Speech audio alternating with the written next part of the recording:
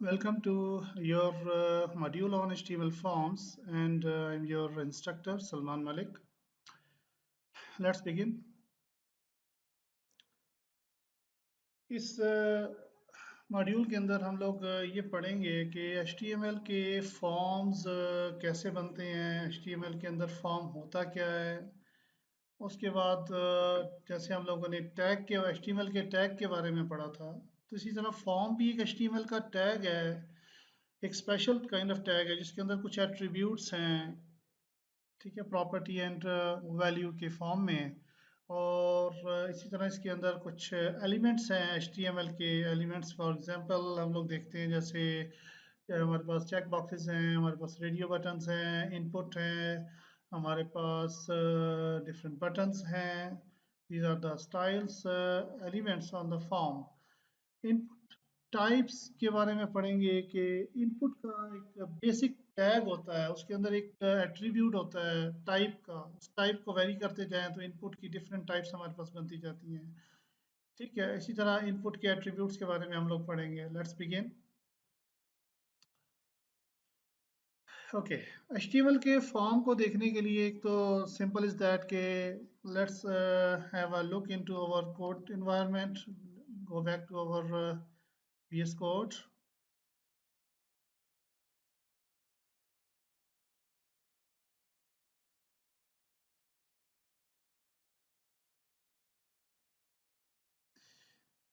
Okay, this is over VS Code. Okay, इसके अंदर सबसे पहला काम जो हम लोग पहले भी करते आए हैं, create a new file, name it as index, it should be index dot html, rename the file index dot html. Okay, by using the emit abbreviation exclamation mark, hit enter, it will generate your required bootstrap for the HTML document. Name it as HTML forms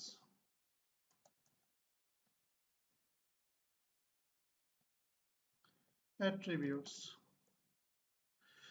okay, इस code के अंदर एक तो हम लोग HTML के form tag के बारे में पढ़ लेंगे।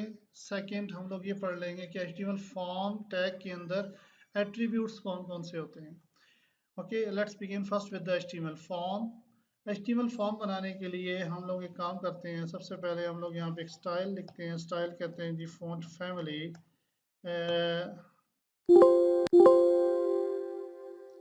फॉन्ट फैमिली में हम लोग कहते हैं कि okay, make it serial sense. और यहाँ पे मैं एक div लगाता हूँ और div के अंदर मैं स्टाइल प्रोवाइड करता हूँ। और स्टाइल में मैं उसको कहता हूँ कि make some padding off from all side the 15 pixels and the background colour of के एलिस ब्लू। ओके ओके, अब फॉर्म का टैग लगाने के लिए हम लोग सबसे पहले कहते हैं कि H2, हम कहते हैं कि जी HTML फॉर्म्स के बारे में हम लोग पढ़ रहे हैं। So let's start our live server. It will launch into our browser. Okay, this is HTML forms. अब फॉर्म कैसे बनता है? फॉर्म बनाने के लिए हमारे पास जैसे डिफरेंट टैग्स हम लोग पढ़ते रहे हैं। अब यहाँ पे एक टैग आएगा हमारे पास form. Okay, this is form tag. अब देखिए, मैंने जो ही फॉर्म का टैग लगाया तो ये इसने एक ओपनिंग एंड क्लोजिंग मुझे एरिया प्रोवाइड कर दिया पेयर क्लोजिंग टैग की फॉर्म में। इसके अंदर लेट से मैं कहता हूँ कि लेबल, लेवल के अंदर मैं कहता हूँ कि एंटर योर मैसेज। और इनपुट में मैं कहता हूँ, इनपुट का एक टैग लगा के इसको बस इतना सा कर देता हूँ। If we go into our browser, हमें ये चीज़ मिलेगी। ये एक HTML का फॉर्म बन चुका है। इस फॉर्म के अंदर हम जितना भी अपने वेब पेजेस के ऊपर डाटा एक्सचेंज करते हैं, डाटा लेकर आते हैं, यहाँ से डाटा पोस्ट करते हैं, किसी क्लाइंट साइड से या API से हम लोग डाटा फेच करते हैं, तो वो अपने फॉर्म्स में शो कर रहे होते हैं। फॉर्म्स के अंदर हमारे पास अब जैसे ये मैंने एक इनपुट एलिमेंट लगाया है, इसी तरह डिफरेंट कलेक्शंस ऑफ कंट्रोल्स होंगे जिनके थ्रू हम लोग यूज़र से इनपुट ले रहे होंगे या यूज़र को आउटपुट में कोई डाटा दिखा रहे होंगे। HTML फॉर्म के अंदर हमारे पास जो बेसिक चीज़ है that is an attribute, different attributes हैं इसके अंदर। उन एट्रीब्यूट्स में पहला एट्रीब्यूट हमारे पास है that is an action. Action का मतलब ये है कि आपने अपने इस पेज के डाटे को प्रोसेस कहाँ पे करना है। ओके, फॉर एग्जांपल मैं ये कहता हूँ कि send message and name it that like my action method is some dot php code। कोई मेरा php का कोड पड़ा हो, कोई php की फाइल पड़ी है जो कि इसको प्रोसेस करेगी, that is an action. Action के बाद हमारे पास होता है मेथड। मेथड क्या चीज़ है हमारे पास वेब के अंदर, जब भी कोई इंफॉर्मेशन एक्सचेंज होती है तो उसके मेथड्स होते हैं। Methods in the sense we can say that के डिफरेंट काइंड ऑफ मेथड्स हैं हमारे पास।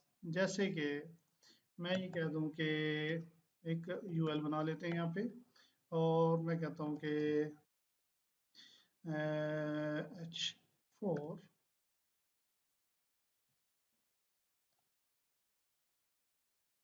li। ठीक है, मेथड्स हमारे पास होता है गेट, मेथड की एक टाइप होती है पोस्ट, मेथड की एक टाइप होती है पुट। ठीक है, मेथड की एक टाइप होती है हमारे पास पैच, एक मेथड की टाइप होती है delete. Okay, these are the different types of the methods available in our HTML form।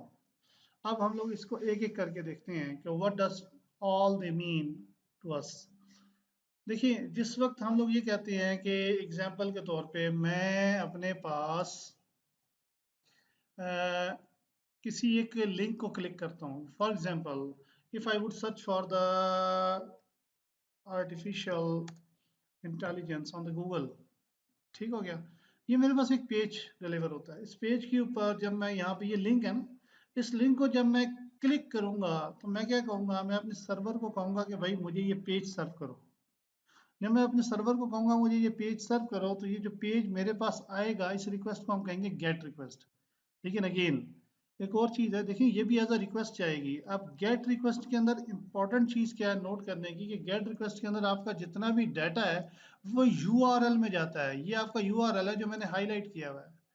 URL में रिक्वेस्ट के साथ जब क्यूरी स्ट्रिंग के तौर पे जब आपका डाटा इनकोड होके जा रहा हो, प्लेन टेक्स्ट में जाए या वट एवर इनक्रिप्टेड जाए, जो मर्जी आप काम कर ले, लेकिन अगर यूआरएल में जा रहा है तो हम ये कहेंगे कि हमारी जो रिक्वेस्ट की टाइप है दैट इज गेट रिक्वेस्ट। ठीक है, ये सॉर्ट ऑफ सेफ्टी या सिक्योरिटी के पॉइंट ऑफ व्यू से ये अच्छी चीज़ नहीं होती कि हम अपना डाटा, यानी कि अगर आपकी रिक्वेस्ट के अंदर कोई क्रिटिकल डाटा है, कोई ऐसी इंफॉर्मेशन है, लेट से कोई लेट से प्रोडक्ट कोड है, कोई यूज़र का अपना पर्सनल रजिस्ट्रेशन नंबर है या एम्प्लॉय की अपनी कोई आईडीज वगैरह मौजूद हैं, तो वो कभी भी हमें यूआरएल में इनकोड करके नहीं भेजनी चाहिए। ठीक है, वो कभी भी गेट रिक्वेस्ट के तौर पे हमें नहीं भेजनी चाहिए। तो गेट रिक्वेस्ट तो ये होगी। गेट के बाद आता है हमारे पास पोस्ट। ठीक है, पोस्ट का मतलब क्या होता है, पोस्ट में जब भी हम लोग डाटा भेजते हैं तो ये डाटा कभी भी हमारे पास यूआरएल में इनकोड होके नहीं जाता बल्कि फॉर्म की बॉडी में जा रहा होता है, यानी कि रिक्वेस्ट की बॉडी में जा रहा होता है। रिक्वेस्ट की बॉडी का क्या मतलब है, रिक्वेस्ट जब भी आपकी सर्वर पे जाती है, for example if we go back on the network tab, और नेटवर्क टैब में जाने के बाद मैं इंडेक्स एचटीएमएल की रिक्वेस्ट को अगर देखूं तो यहाँ पे आपको पता चलेगा ये रिस्पॉन्स हेडर्स हैं, ये रिक्वेस्ट हेडर है। ठीक है, और yes these are the things. और रिस्पॉन्स की बॉडी के क्या डाटा रिसीव हुआ है, ये देखें रिस्पॉन्स हेडर्स में क्या जा रहे हैं और रिक्वेस्ट हेडर में क्या जा रहे हैं। ये रिस्पॉन्स हेडर है और ये रिक्वेस्ट हेडर है। इसी तरह रिस्पॉन्स की बॉडी भी होगी आपकी, ये बॉडी में क्या क्या चीज़ आ रही है। ये देखिए हेडर के अंदर क्या जा रहा है, हेडर के अंदर जा रहा है कि किस टाइप का डाटा ये एक्सेप्ट करेगी। उसके बाद इनकोडिंग कैसी कैसी ये अपने पास एक्सेप्ट करेगी, लैंग्वेजेस कौन कौन सी हैं जो कि ये अपने पास एक्सेप्ट करेंगी, कैशे क्या कंट्रोल क्या है, यानी कि इस पेज के ऊपर कैशे कितनी रखनी चाहिए, कनेक्शन कैशे के लिए कितना अलाइव होगा। ठीक है, उसके बाद सॉकेट के ऊपर कनेक्शन की क्या स्टाइलिंग होगी। These are the different things जो कि हम लोग हेडर के अंदर भेज रहे होते हैं। इसी तरह बॉडी के अंदर चीज़ आ रही होती है। अगर आपकी इंफॉर्मेशन आपकी बॉडी के साथ जा रही होगी, ठीक है, फ्रॉम बॉडी जा रही हो, तो हम लोग कहेंगे तो हमारे पास रिक्वेस्ट की टाइप दैट इज पोस्ट। ठीक है, इसी तरह पुट होता है। पुट के अंदर कब यूज़ होता है, ये हम लोग इन डिटेल भी पढ़ेंगे अपने डॉट नेट के कोर्स के अंदर, जब हम लोग वेब एपीआईज पे काम कर रहे होंगे या जिस वक्त हम लोग अपनी डॉट नेट कोर की एप्लीकेशन के ऊपर काम कर रहे होंगे, कि फॉर अपडेशन पर्पजेज हम लोग पुट एंड पैच को यूज़ करते हैं। फॉर डिलीट, नाम से पता चल रहा है कि जिस वक्त हम लोग किसी आइटम को डिलीट कर रहे होंगे, किसी रिसोर्स को सर्वर से डिलीट कर रहे होंगे, तो हम लोग एच टी टी पी, हम लोग जो रिक्वेस्ट की टाइप होगी वो हमारी डिलीट होगी।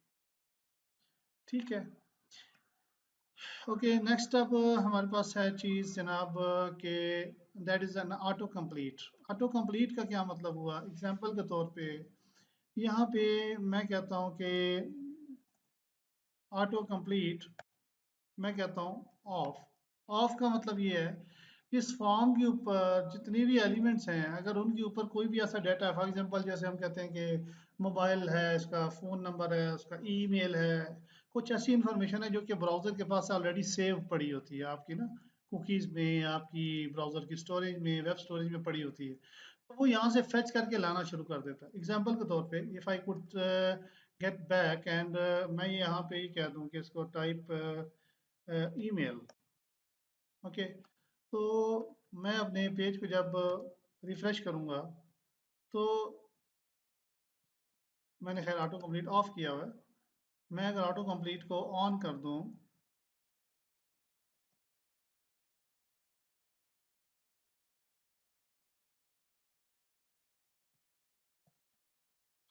जैसे मैंने यहाँ पे लिखा सलमान एट से gmail.com, अगर तो ये मौजूद होती, अच्छा ओके, अगर तो ये पहले से मौजूद होती है हमारे पास हिस्ट्री में, तो ये ऑटो कंप्लीट हो रही होती, ये फैच होके आ रही होती। ठीक है, फॉर एग्जांपल आप कहीं पे जाते हैं अपना लॉगिन करने के लिए, तो वो लॉगिन स्क्रीन के ऊपर आपका जो यूज़र नेम है वो ऑटोमेटिकली आ रहा होता है, आपका जो फ़ोन नंबर है वो ऑटोमेटिकली कहीं से उठ के आ रहा होगा, आपका जो यूज़र नेम है, आपके ईमेल्स हैं, आपका एड्रेस है, वो आपको बाय डिफ़ॉल्ट फेच करके ला के दे रहा होगा। तो अगर इस तरह की चीज़ें हो रही हैं तो इसका मतलब ये है कि आपके फॉर्म के ऊपर ऑटो कंप्लीट इनेबल हुआ हुआ है। अगर ऑटो कंप्लीट आपके फॉर्म के ऊपर ऑन ना हो, इनेबल ना हो, तो ये चीज़ें कभी नहीं होंगी। मोस्टली हम लोग सिक्योरिटी पॉइंट ऑफ व्यू से भी और वैसे भी इस चीज़ की तरफ जाते हैं कि हम ऑटो कंप्लीट को ऑफ कर दें, ऑटो कंप्लीट इनेबल ना करें। ऑटो कंप्लीट जैसे कि फॉर्म लेवल पे होती है, इसी तरह ऑटो कंप्लीट जो है वो हर एलिमेंट लेवल पे भी होती है। ठीक हो गया, हम इसे टाइप टेक्स्ट ही कर देते हैं, दैट्स इट। ओके जी, नेक्स्ट हमारे पास चीज़ है ईएनसी टाइप। ईएनसी टाइप उस वक्त यूज़ होती है फॉर्म के अंदर जैसे जब हम लोग कहते हैं ENC type is equals to, ये देखें, application x www form URL encoded, multipart form data या text plain. These are the different ENC types that are available for our forms. ENC type किस वक्त देना ज़रूरी होता है, जिस वक्त आप ये कहते हैं कि मेरे फॉर्म के साथ किसी भी किस्म की फाइल अटैच होके जा रही है। अगर आपके फॉर्म के साथ, आपकी रिक्वेस्ट के साथ आप कोई फाइल अटैच करके दे रहे हैं, तो आपको ENC type multi part form data ज़रूर लगाना पड़ेगा। इसके बगैर वो आपके फॉर्म के साथ जितनी भी एक्स्ट्रा फाइल्स अटैच हैं, एक्स्ट्रा रिसोर्सेज अटैच हैं, कभी भी सर्वर तक डिलीवर नहीं करेगा। ठीक है, वो रिक्वेस्ट का पार्ट ही नहीं बनाएगा, बॉडी में लेकर ही नहीं जाएगा। अगर उसको लेके जाना है तो ईएनसी टाइप आपको ये एट्रीब्यूट लगाना ज़रूरी होगा। ठीक है, नेक्स्ट इज योर मेथड, दो दफ़ा मैंने लिख दिया। Next is the name and no validate. ID और नेम के ऐसे स्टैंडर्ड एट्रीब्यूट्स हैं, let's say ID is equal to F R M information, और मैं नेम कह देता हूँ, name is equals to F R M information, example के तौर पे। आईडी और नाम ये दो ऐसे एट्रीब्यूट हैं जिनको ग्लोबल सेट ऑफ एट्रीब्यूट बोलते हैं। ये हर HTML के एट्रीब्यूट फील्ड के साथ ये अटैच होते हैं, टैग के साथ ये होते हैं। इन्हें ग्लोबल सेट ऑफ एट्रीब्यूट्स के अंदर भी से कहा जाता है। आईडी का मतलब है कि एक यूनिक आईडी। पूरे फॉर्म के अंदर आपके पास या पूरे वेब पेज के अंदर आईडी हमेशा हर एलिमेंट की यूनिक होनी चाहिए। अगर ये यूनिक नहीं है तो it will be raise some kind of error, some kind of exception, some kind of warnings कि आपके पास ये बार बार मौजूद है। एग्जाम्पल के तौर पे if I would say that कि मेरे पास ये जैसे ये लेबल आया हुआ है, लेबल के अंदर मैं कहता हूँ ID is equals to M E message, okay. और यहाँ पे इसको भी जो मैं इनपुट बता रहा हूँ इसकी मैं आईडी अगर मैं मैसेज कर दूँ, यहाँ पर हमें किसी किस्म की कोई वार्निंग कोई एरर नहीं मिलेगा। लेकिन if you go over there, हम यहाँ पर आएँ तो यहाँ पर हमें ये इसके बारे में बताएगा, ठीक है, कि भाई आपके पास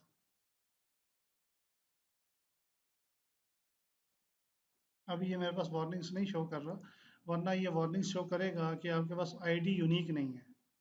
यानी कि अगर मैं अपने पेज के ऊपर देखूँ, पेज की अगर चेक करूँ तो वो कहेगा कि भाई तुम्हारे पास इस लेवल की आईडी भी मैसेज हुई हुई है और इसकी भी आईडी मैसेज हुई हुई है। अगर मैं बाई आईडी इन एलिमेंट को गेट करना चाहूँगा तो मुझे एक एलिमेंट नहीं मिलेगा, मुझे बल्कि मल्टीपल एलिमेंट्स मिल रहे होंगे, और ये आईडी एट्रीब्यूट के लिए वैलिड नहीं है। ये W3C की जो गाइडलाइंस है उनके मुताबिक ये चीज़ ठीक नहीं है कि आपकी आईडी दो एलिमेंट्स की या दो से ज़्यादा एलिमेंट्स की एक जैसी एक हो। ठीक है, नाम सेम हो सकता है, आईडी सेम नहीं हो सकती। ओके। और एक चीज़ मैं यहाँ पे चलता चलता बताता चलूँ कि हम लोग देखिए, क्योंकि यही वेब फॉर्म्स हम लोग अपने पास डॉट नेट के अंदर भी बना रहे होंगे, अपने पास और कोई फ्रेमवर्क पढ़ते हैं आप लोग, एंगुलर रिएक्ट वट एवर जो भी पढ़ते हैं वो बना रहे होंगे, तो आपको एक चीज़ का ज़रूर ख्याल करना चाहिए या याद रखनी है कि जो आईडी का एट्रीब्यूट है ना, ये सर्वर साइड टेक्नोलॉजीज के लिए यूज़ होता है, और नेम का एट्रीब्यूट क्लाइंट साइड फ्रेमवर्क्स के लिए यूज़ होता है। यानी कि अगर मैं एंगुलर को देखूं तो वहाँ पे नेम का एट्रीब्यूट वो वैल्यू रखेगा, रिएक्ट के अंदर नेम आपको देना पड़ेगा तब वो काम करेगी फील्ड।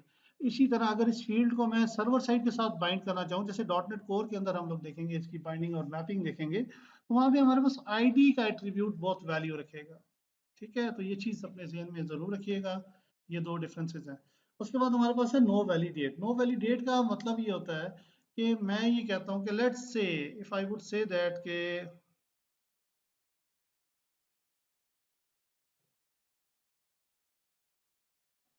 मैं यहाँ पे इसको रिक्वायर्ड कर दूँ, रिक्वायर्ड करने के बाद मैं यहाँ पे एक बटन लगा दूँ,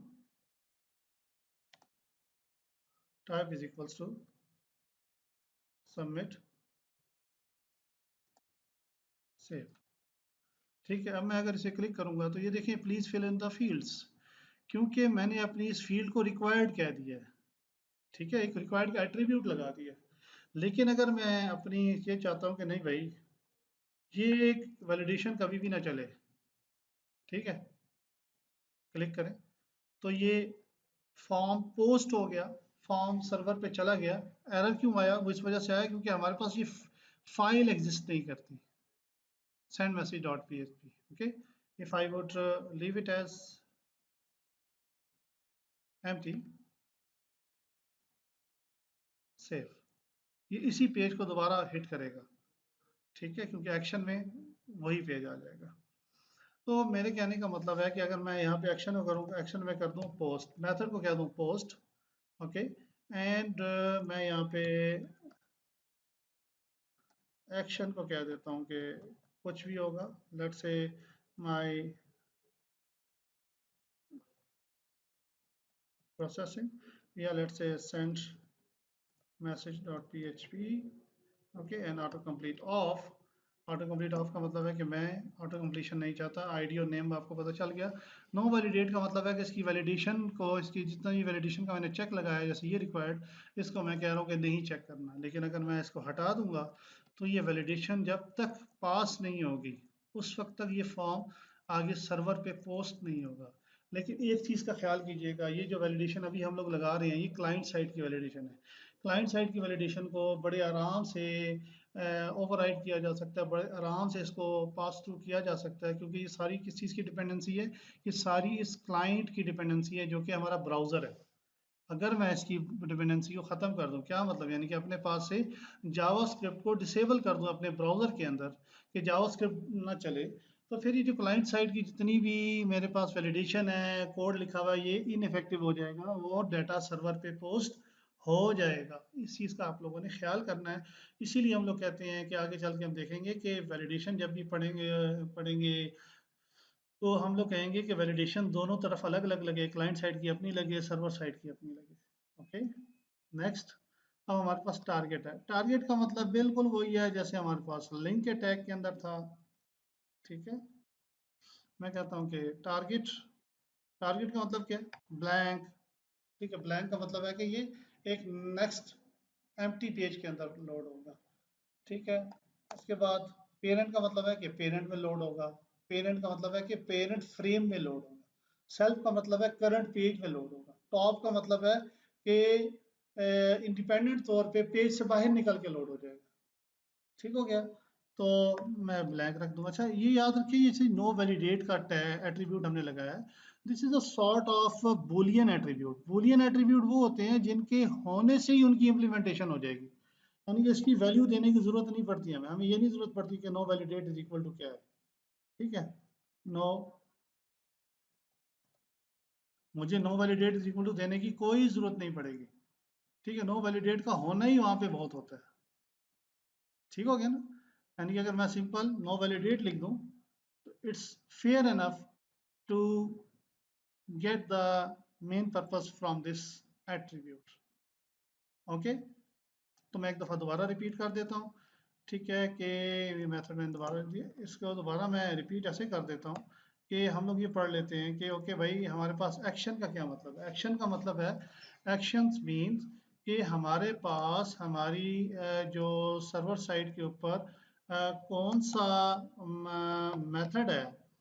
ठीक है, मेथड और page that will be called, इसको कॉल किया जाएगा।